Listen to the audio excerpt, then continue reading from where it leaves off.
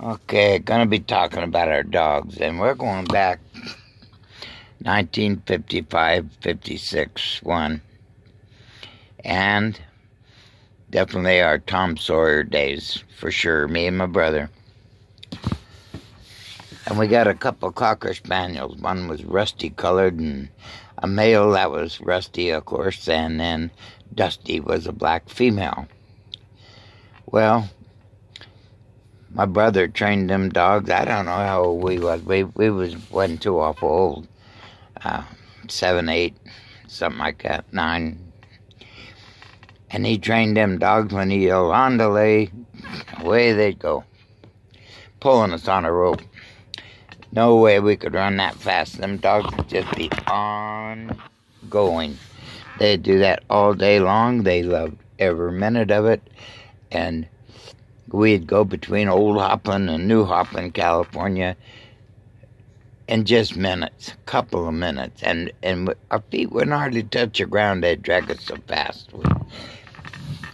We'd just act like we was loping, and then we'd take giant strides with them dog pullers. So anyway, we went all over like that. And Rusty, he finally got mean. They had neighbor dogs that teased him, or neighbor kids that teased him and stuff. And I don't know what all brought it on, but he got pretty mean, so we had to get rid of him. But Dusty, we had her 17 years.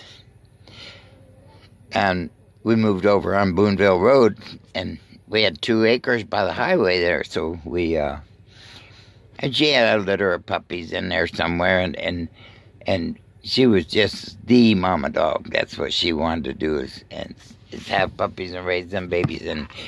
And so we went over on Boonville Road, and we had that 2 acres, and we got this rabbit named Bubbles. A woman had it, and it was housebroke and all trained and all different things. It's just like a dog, you know. In fact, one day we was outside and watching, and a rabbit go around and around the perimeter of that 2 acres, going like crazy with that dog chasing it. Then you wait a little bit, and pretty soon, here come the dog, and the rabbit's chasing it around and around. They go around that whole 2 acres, just going like crazy. And so we was always amused by that, you know. So then along come. I got this other little dog named Sandy, the little Cocker Spaniel also. So she was just a little baby. Well, she wasn't really a baby, a smaller dog, though. And we lived on a corner there on Boonville Road, right out of Ukiah, and logging trucks would go by on that corner. And that little Sandy dog got to chasing them logging trucks. Well, she got hit by the trailer. And it ran over her. And the duels pinched her and throwed her about 10, 15 foot up in the air, way, way up to me. I was a little kid, throwed her way up in the air. And she's deader than a mackerel. There is no, she wasn't going to survive that one, you know. So we went up there. I was a little kid, and I was all blue because that was my new dog. And I took her over there, and I was digging a hole for it to bury it, and I had a blanket to put it in and all that. And pretty soon, look over there. That dog sitting there looking at me, and ain't no dog lived through that. Well, she did. And then she got where she had a litter of puppies, and Dusty promptly stole them from her. She come up to me whining and whining. What in the heck's wrong? Well, Dusty got her puppies and put her in her bed.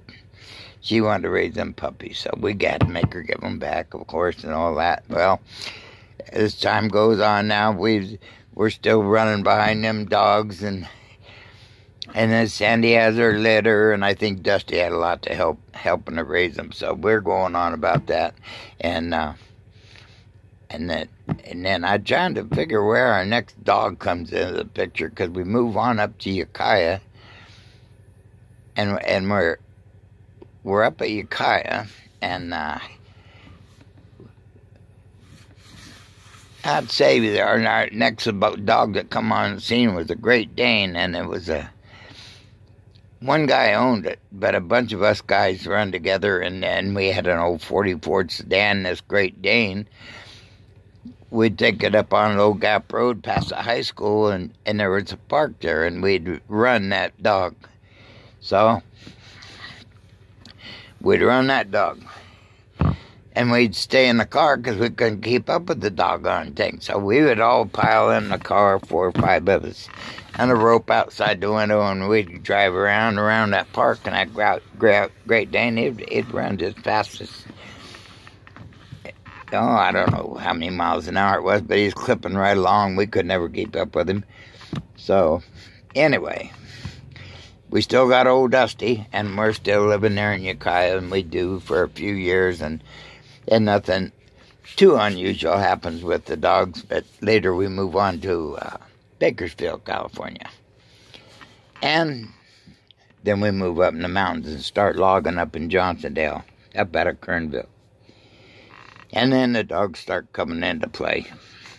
Generally, my brother got the dog, and somehow, later in years, I would inherit them because he had health problems. So he'd get a dog, he'd go to the hospital, I'd get the dog.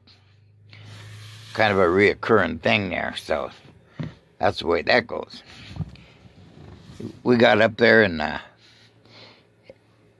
Johnsondale, and he got this big boxer dog, what it was. So this boxer dog, nobody tied their dogs up, was out in the mountains. Anyway, this boxer dog got over in somebody's property and ate an ear off the calf. So, here come the sheriff. Bob had to pay for the calf. He said, "What's a calf worth?" And the guy said, whatever the fee was it big at the time, and he said he wanted full price of the cow. So Sheriff told Bob probably should give him full price of the cow, so he did. And so that means Bob owned the cow. He got a receipt for the money and everything. And so he went off and got his gun, come back and shot the cow. And boy, that guy just sort of fit and said, "Geez, he wanted the money and the cow too." And Bob said, "No, I bought the cow. I got a receipt for it." So anyway, Max was the instigator of the cow deal, and that was. So anyway, move on to another dog. We still got old Dusty hanging around the place. And she's getting older now, and she's had, in her lifetime, she had 57 puppies. She lived to be 17 years old. And one of her litter, she had 15 puppies, believe it or not. And so she was just the mom dog. So we're up there, and we're telling dog stories. So the guy that run the camp there, the domestic part of the lumber camp, run the housing, all the stuff, run everything. And he wasn't much of a hunter, but he envisioned himself as a bear hunter.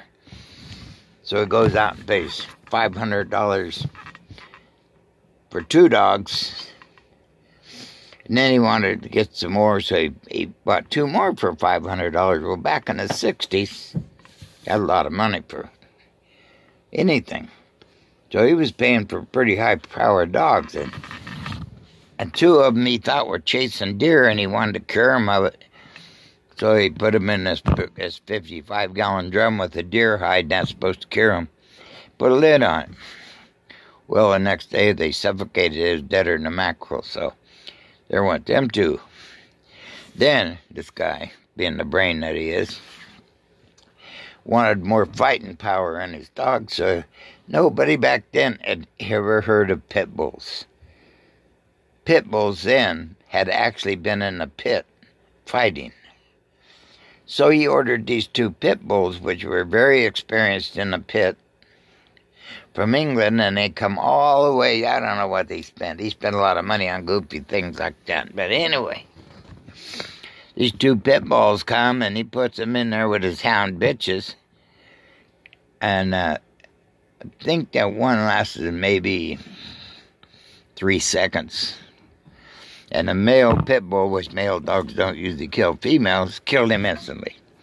Well, 3 seconds, 3 or 4. And so he tried it once with another, and he lost 2 dogs on that deal. And so we all got a big chuckle out of that. Too bad for the dog. Feel sorry for him, but that's the way it was. And then we'd go down there to see them dogs because word got out on how mean they was. So we'd go down there to see them. And there was a big old cage like a chicken coop. Only, it was maybe 6 foot tall, and it was enclosed all the way around it. And they called this place the Corrals. It was right off the lumber camp. Anybody could put their horse there or animals or whatever. And he had these pit bulls in that pen, and if you got within 30 foot of that pen, they'd hit the middle of that cage with their toenails hanging in that cage and just trying to eat you, just growling and slobbering and throwing a fit trying to get to you. And they'd be hung halfway up that wire trying to get you. So he finally had to shoot them because they were just totally crazy dogs.